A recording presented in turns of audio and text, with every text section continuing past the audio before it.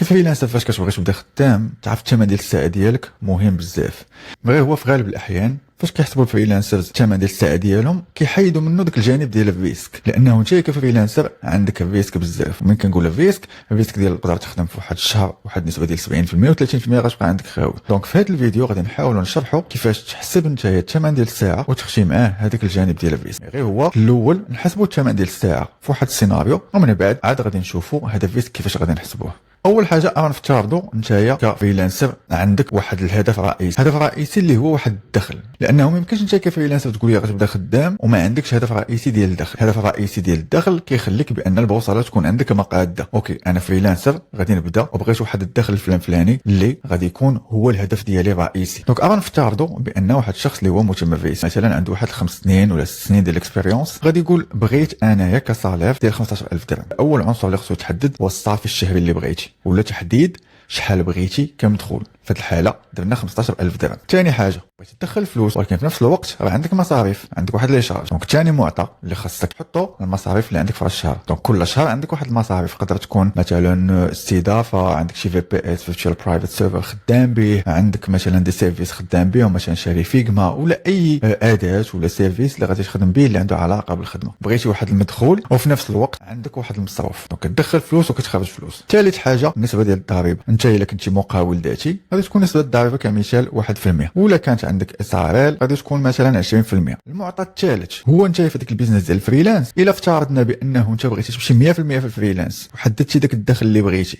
حددتي شحال ديال المصاريف عندك وحددتي نسبه الضريبه، ولكن راه خاص واحد المعطى واحد اخر وتحدد شحال ديال السوايع خاصك تخدم عليهم. دونك هنا حطينا واحد المثال، غادي تخدم 5 ايام في السيمانه، كل نهار غتخدم 5 سوايع اللي غادي تعطينا كرقم تقريبي 100 ساعه في الشهر. دونك انت باغي تخدم 100 ساعه في الشهر، تخلص 1% ديال الضريبه كمقاول ذاتي، باغي تدخل 15000 درهم و2000 درهم عندك دي شارج. هادشي كامل غادي يعاوننا بانه نحسبوا الثمن ديال الساعه ديالنا. الثمن ديال الساعه اللي عطانا في هذه الحاله هو 172 درهم للساعه. كيفاش تحسبات؟ اولا خدينا هذاك الرقم اللي هو 15000 درهم، داكشي اللي بغينا ندخلو. ثانيا زدنا عليه داكشي اللي غادي نخرجو باش نعرفوا بحال حنا خاصنا يدخلنا في الشهر كامل داخل فيها لي شارج، خاصها تدخلنا 17000 درهم في الشهر. دينا 100 ساعه وضربناها في 99%. علاش؟ حنا عندنا في المجموع كيف ما قلنا 100 ساعه اللي خاصنا نخدموا في الشهر، هذه هي 100 ساعه اللي خصني نخدم في الشهر. ضربتها في 99%، مثلا غادي تخدم انت 100 ساعه، 100% ديال الوقت خاصنا نحيدوا من هذيك 1% ديال الضريبه باش نحدوا شحال من الساعه اللي عندنا حنايا صافيه. من غادي نشدوا هذيك 100% وغادي نحيدوا منها 1% ديال الضريبه غتعطينا 99%. دونك حنا في هذيك 100 ساعه غناخذوا منها غير 99% اللي غتعطينا 99 ساعه. دونك هذه هي اللي صافيه خاليه من الضريبه ديال 1%. دونك نتايا كفريلانسر غتخدم 99 ساعه لراسك وغادي تخدم ساعه للدوله. الا بغينا نديروا مثلا غير واحد التفسير اللي هو مبسط، من بعد شنو غادي نديروا؟ غناخذوا هذه القيمه اللي خرجت لي 17000 درهم اللي داخل فيها شحال نتايا باغي تدخل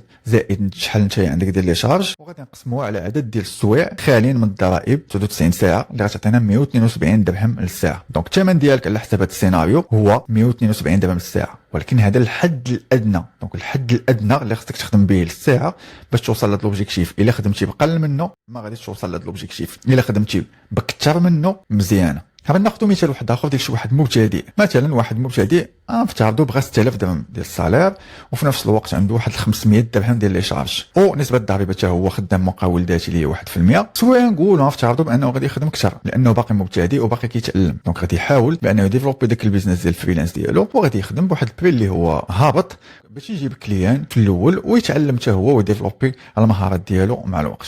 دونك ايام الخدمه في السيمانه نفترضوا بانه غيخدم 6 ايام في السيمانه وغادي يخدم 6 سوايع. ملي كنقول لك الساعات ديال الخدمه حيد من داكشي ديال السوشيال ميديا، حيد من داكشي ديال كتسلايدي ما عرفتش فين داخل الديسكورد مقسم مع الدراري. دونك الهدف الرئيسي هو ديك السوايع اللي انت فوكس جابت فيه، اما ليديتور اما الا كنتي ديزاينر جابت فيه فيغما ولا فوتوشوب ما عرفتش في الاداه اللي كتخدم بها. السوايع اللي هما فوكس في الخدمه 6 سوايع في كل نهار لمده 6 ايام اللي غتعطينا 144 ساعه. 144 ساعه اللي عندنا في الشهر ملي غادي نحسبوا ثاني عطاتنا 46 درهم في الساعه. كيفاش غادي نحسبوها؟ خدينا 6000 درهم زائد 500 درهم عطاتنا 6500 درهم، شدينا 144 ساعه ضربنا في 93% باش تعطينا عدد ديال السوايع اللي غادي نخدموا حنايا خاليين من الضرائب، وشدينا 6500 درهم اللي هي المجموع قسمناها على 143 عطاتنا 46 درهم للساعه. الثمن ديال الساعه ديالك نتايا كمبتدئ هو 46 درهم للساعه. تقدر تدخل الاداه من بعد وتيستي في بزاف ديال السيناريوهات باش تعرف الثمن ديال الساعه ديالك كحد ادنى شحال يساوي. دونك الدخل غنرجعوا ل 15000 درهم، نديروا هنايا لي شارج 2000 درهم، الضريبه غتبقى 1%، السوايع غنديرو 5 ايام و5 سوايع، غنرجعوا ل 172 درهم في الساعه. من كنقولوا الحد الادنى هو اشنا هو الثمن ديال الساعه ديالك اللي خاصك تخدم به ما تهبطش عليه، خاصك تبقى اما فيه اما تفوتو. الا بقيتي فيه وبقيتي في هذا العدد ديال السوايع دونك غتوصل لذاك الدخل ديالك، الا هبطتي عليه كاين مشكل.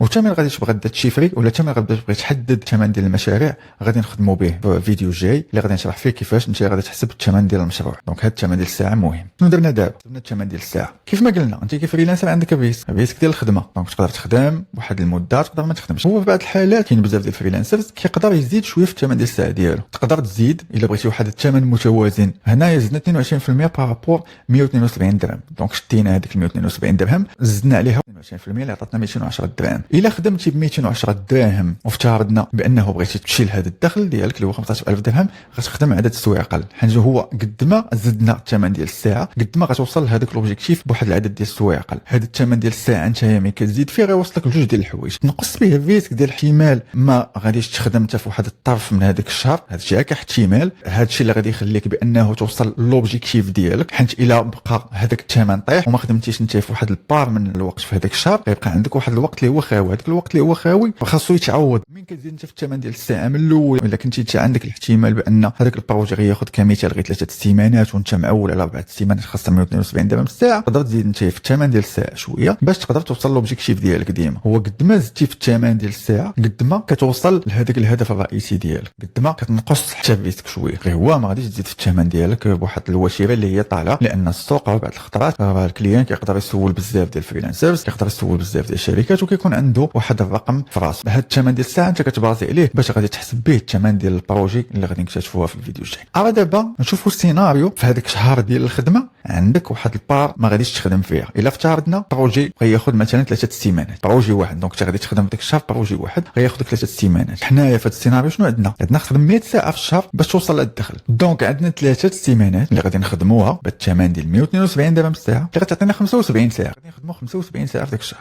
بروجي واحد. دونك هنا يولي عندي واحد النسبه مئويه ديال 25% وقت بلا بروجي، دونك 25 ساعه ما عنديش فيها الخدمه وانا بشحال خدام، انا خدام 172 درهم في الساعه. هذا الثمن بالخساره شنو غيطرا فيه؟ ها هو خدام انا 172 درهم في الساعه، السوايع اللي خدمت هنايا في هذه الحاله كما قلنا 75 ساعه، ها هي كتبان لك هنا مثلا 75%، دونك شحال دخلت غير 12771. ولكن الهدف الرئيسي ديالي شنو هو؟ انا الهدف الرئيسي ديالي هو 15000 درهم. شحال باقي ديال العدد ديال السوايع اللي ما تخدموش؟ 25 ساعه، يعني شحال ضيع ب 4229. هذا الحد الادنى اللي حطيتيه نتايا الا جا غير في واحد الشهر وخدمتي واحد البروجي اللي خدا لك غير 3 سيمانات، ما كنقولوا خدا لك 3 سيمانات يعني عدد السوايع انت اللي فاكتوريتيهم غير 75 ساعه، في هذه الحاله غادي تلقى راسك بانك ضيع 4229 درهم، يعني ما غاديش توصل لهذاك الهدف الرئيسي ديالك ديال 15000 درهم. تقدر انت الا كنتي في هذه الحاله ديال عارف راسك بانه هذا البروجي غادي ياخذ لك واحد العدد ديال الساعات، الثمن ديال الساعه ديالك خاصك تزيد فيه شويه. ها هي غنمشيو هنا لتعويض المخاطر. الا بغيتي ما تخدمش بالخساره خاصك تخدم 229 درهم. وهنا غادي نرجعوا من قبل فاش حسبنا الثمن الاصلي وقلت راه كاين ثمن متوازن وثمن امان، هادو راه الهدف الرئيسي ديالهم من كتزيد واحد النسبه مئويه صغيره ولا كبيره في الثمن ديال الساعه ديالك كيخليك بانه الا طحتي بهذا السيناريو كتبقى ديما غادي في لوبجيكتيف ديالك، لان ديما انت عندك واحد لوبجيكتيف هو الهدف الرئيسي ديالك وكتحاول ديما تكاد الثمن ديال الساعه ديالك على حساب داك لوبجيكتيف. من غدير الثمن ديال الساعه ديالك 229 درهم غتلقى راسك بانك خدمتي هذيك ال 75 ساعه غتوصل لك 15000 درهم. ما نشوف 229 درهم هنا عندنا كيف ما قلنا بغيتي 15000 درهم، عندك 2000 درهم ديال الاشارج، 75 ساعه غادي نحيدوا من نسبه الضريبه عطاتنا 74%، غناخذوا 17000 درهم وغنقسموه على 74 درهم عطاتنا 229 درهم. دونك الا خدمتي ب 229 درهم ساعه غادي تزيد باش توصل لهذا الهدف الرئيسي ديالك اللي هو 15000 درهم. يعني انت من الاول كنتي غتخدم على واحد البروجي وعارف راسك غادي تكون عندك واحد الخويه، وعارف انت من غادي تبغي تيستيمي هذاك البروجي ديالك بشحال الثمن ديالو غتحسبوا على حساب شحال غياخذ لك من الساعه وغادي تعطيه وغتضربوا في 172. لا في هذه الحاله غادي تقول لا انا عندي واحد الخويه، انا احتمال كبير بانه ما غاديش نوصل لهذا المونطون ديالي اللي هو ديال 15000 درهم، دونك خاصك تعوض شويه المخاطر. ولكن امتى؟ في حالات الا ما كانش غادي يكون عندك بروجي اخر. مازال قلتي لي انا لا غير غنكمل البروجي الاول غنلقى الثاني، وشكون قال لك؟ ماشي ديما غير تكمل البروجي غتلقى بروجي اخر، تقدر تكمل البروجي ما تلقاش بروجي اخر، دونك حتى كملتي بقات عندك واحد الكاب كيف ما كيقولوا خويا هاي وقت بلا بروجي. بار كونطر اللي جيت هنايا انا ودرت بروجي غياخذ لك 2 سيمانات غتولي خويا ديال 50%، وغادي نفترضوا بانه انت ما غتخدمش غير على بروجي واحد، غتخدم على 2 بروجيات، ولكن غتخدم على 2 بروجيات متابعين. ما كاينش واحد العدد ديال الايام اللي فاصل بيناتهم. لان راه كيف ما قلت لكم راه هذاك الدخل الرئيسي ديالك راه عندك واحد العدد ديال الساعات اللي غادي تخدم فيهم. راه الخويه عند الفريلانسر هو الريسك، لانك انت ماشي خدام سالاري، داك السالاري ديالك مضمون، خدمتي ولا ما خدمتيش، كانت الخدمه بزاف ولا قليله. لا، انت كفريلانسر خاص تكمل بروجي تلقى بروجي، ولا تكمل بروجي وما تكونش عندك ديك الخويه كبيره. قد ما كانت هذيك الخويه كبيره قد ما مشكل، قد ما كانت اصلا قد ما مشكل. ودونك انت كيفاش كتاجوستي، كيفاش كتقاد هذاك المشكل ديال الخويه، كتقاد الثمن ديال الساعه ديالك باش ما تطيحش في هذا الريسك. وكمثال كيف ما قلنا هنايا، الا عندك جوج بروجيات وغادي تخدم عليهم، كل واحد غياخذ لك مثلا واحد جوج ديال السيمانات، واخا كاينه خويه ديال 5 ايام غيبقى عندك مشكله هنا. بار كونطر الا ما كانش عندك هاد الخويه ديال 5 ايام ما غادي يكونش عندك حتى شي مشكل، و 172 درهم ديالك للساعه غادي توصلك لوبجيكتيف ديال 15000 درهم. كتشوفوا هنا الحسبه كيفاش كندير لها. راه ديما نتايا كفريلانسر راه عندك الريسك ديال الخويه ما بين البروجيات. هادشي اللي خدنا احتمال بانه غادي يكونوا بروجيات من بعد، كندوي على السيكل ديال الشهر هنا. ويلا انت كمثال عارف راسك بانه غتخدم غير على بروجي واحد وغادي ياخذ لك ماشي غير جوج سيمانات، غتبقى عندك 50% ديال الوقت خاويه، هنا راه مشكل كبير. خاصك تطلع الثمن ديال الساعه ديالك 344 درهم. دونك من غادي تبغي تيستيمي وتحسب الثمن ديال البروجي غتحسبوا على هاد لاباس. بار كونتر الا كان غياخذ لك غيبقى خاوي عندك غير واحد 25 ساعه فهاداك الشهر هي اللي ما مخلصاش، ودونك في هذه الحاله تقدر تطلع 229 درهم باش تخدم باريحيه وتوصل لهاد لوبجيكتيف ديال 15000 درهم.